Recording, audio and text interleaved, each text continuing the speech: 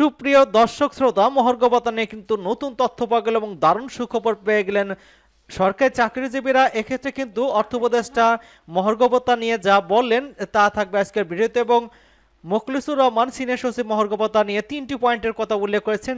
সেই কি 3টি পয়েন্ট কি সেই সম্পর্কে আজকে আলোচনায় থাকবে। এবং মহার্ঘ ভাতার বাজেট কিন্তু সংশোধিত বাজেটে ৭,৯১৬ কোটি টাকা রাখা হয়েছে, সেই সম্পর্কে আজকের ভিডিওতে জানিয়ে দেওয়া হবে।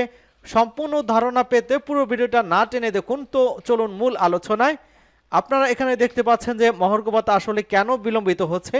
মহার্ঘ ভাতা নিয়ে অর্থনীতিবিদ এবং সাংবাদিকরা যা উল্টাপাল্টা বক্তব্য দিচ্ছেন, তারই প্রেক্ষিতে কিন্তু তাদের বেতন ভাতা আমাদের সমান করা উচিত এমন দাবি করেছেন। বিভিন্ন পোস্ট থেকে পাওয়া তথ্য মোতাবেক যদি ৪,০০০ টাকা ভাতা বাড়ে এবং তাদের কথা অনুযায়ী কিন্তু ইনক্রিমেন্টের সময় বেসিকের সাথে যোগ হয়, তাহলে সর্বনিম্ন ৮,২৫০ টাকার সাথে ৪,০০০ টাকা প্লাস ইনক্রিমেন্ট পার্সেন্টেজ বাসা ভাড়া বাড়লে কিন্তু জুলাই থেকে প্রায় ৬ থেকে ৭,০০০ টাকার মতো বেড়ে যায়। এই পর্যন্ত অনেক ধরনের পোস্ট আমরা ইতিমধ্যে দেখেছি। আসলে কি হবে এমন প্রশ্ন উত্তরে কিন্তু অনেক অপেক্ষা করতে হবে। এই গেজেট হলে কিন্তু কোনো প্রেস ব্রিফিং হলে কিন্তু তখন মূলত বোঝা যাবে। এবং এখানে অর্থ উপদেষ্টা যেটা বলেছেন যে, এবং অন্যদিকে মহার্ঘ ভাতার সঙ্গে ভ্যাট বাড়ানোর কোনো সম্পর্ক নাই বলে মন্তব্য করেছেন অর্থ উপদেষ্টা সালাউদ্দিন আহমেদ। তিনি বলেছেন যে মহার্ঘ ভাতা যদি দেই সেটা আলাদা হিসাব করব। বুধবার সচিবালয় খাদ্য পরিকল্পনা পরিধান কমিটির বৈঠক শেষে অর্থ উপদেষ্টা সাংবাদিকদের এসব কথা বলেছেন। ডক্টর সালাউদ্দিন আহমেদ বলেছেন, কারো প্রেসক্রিপশন বা মহার্ঘ ভাতার জন্য ভ্যাট বাড়ানো হয়নি, রাজস্ব আয় বাড়াইতে ভ্যাট বাড়ানো হয়েছে। ভ্যাট প্রসঙ্গে অর্থ উপদেষ্টা বলেছেন, বাংলাদেশ হচ্ছে সবচেয়ে লোয়েস্ট ট্যাক্সিং পেইং কান্ট্রি। এলডিসির চেয়েও আমাদের ট্যাক্স কম, Bhutan, Nepal, Ivory Coast, Burkina ফাসোর চেয়েও কম। এবং ব্যয়ের দিক থেকে সরকারি সাশ্রয় হবে। তিনি বলেছেন যে ব্যয়ের দিক থেকে আমরা সাশ্রয়ী হব। এখানে যেটা বলা হয়েছে যে ইনশাল্লাহ সংশোধিত বাজেটে কিন্তু ৭,৯১৬ কোটি টাকা বরাদ্দ রাখা হয়েছে, এমনটা কিন্তু চ্যানেল 24-এ নিউজে এসেছে এবং বিভিন্ন সামাজিক মাধ্যমে কিন্তু আমরা জানতে পেরেছি। আপনারাও দেখতে পাচ্ছেন বিভিন্ন পত্রিকার শিরোনাম কিন্তু এমনটাই এসেছে যে ৭,০০০ কোটি টাকার মতো মহার্ঘ ভাতা বরাদ্দ দেওয়া হয়েছে। এবং এই মহার্ঘ ভাতার বিষয়ে সচিব মহোদয়ের যে বক্তব্য সেটা বিশ্লেষণ করে বোঝা যায় এবার মহার্ঘ ভাতা অন্যান্য সময়ের দিক থেকে আলাদা হবে। এবং সচিব মহোদয় কিন্তু 3টি পয়েন্টের উল্লেখ করেছেন। ১, এবারে মহার্ঘ ভাতা অবসরপ্রাপ্ত পেনশনভোগীরাও পাবেন।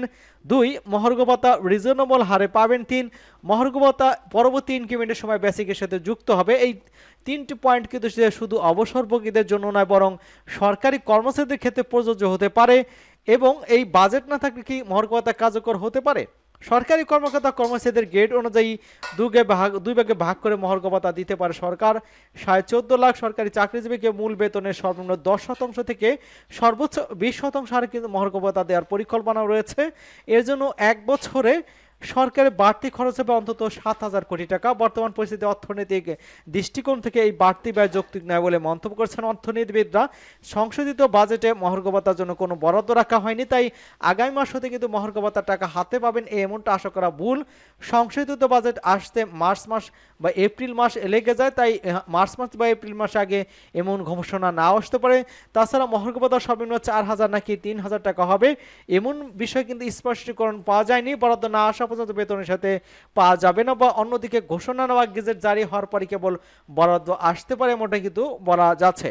এবং মহার্ঘ ভাতার যে হিসাবটা চলতি অর্থ বছরে কার্যকর হতে পারে, মহার্ঘ ভাতা পরবর্তী ইনক্রিমেন্টের সাথে যুক্ত হবে এমনটা কিন্তু বিভিন্ন পত্রপত্রিকার মাধ্যমে জানতে পারা যায়।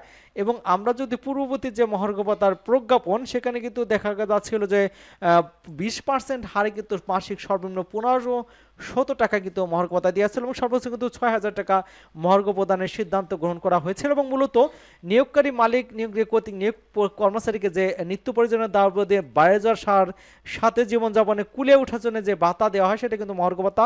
এই মহার্ঘ ভাতার জন্য কিন্তু আরও কিছুদিন অপেক্ষা করতে হবে এবং সেটা কয়েকদিন অপেক্ষা করতে হবে, হয়তো দ্রুত জানা যাবে। ইতিমধ্যে আপনারা জানতে পেরেছেন যে জনপ্রশাসন সিনিয়র সচিব মোখলেসুর রহমান কিন্তু পর্তুগাল থেকে দেশে এসেছেন। তিনি কিন্তু ইতিমধ্যে ঘোষণা দিয়েছেন যে মহার্ঘ ভাতা হবে এবং সেটা রিজনেবল হারে হবে, এবং যে বাতিল হয়েছে এটা গুজব বলে তিনি উড়িয়ে দিয়েছেন এবং মহার্ঘ ভাতা দেওয়া হবে এমনটা কিন্তু আমরা ধরেই নিতে পারি।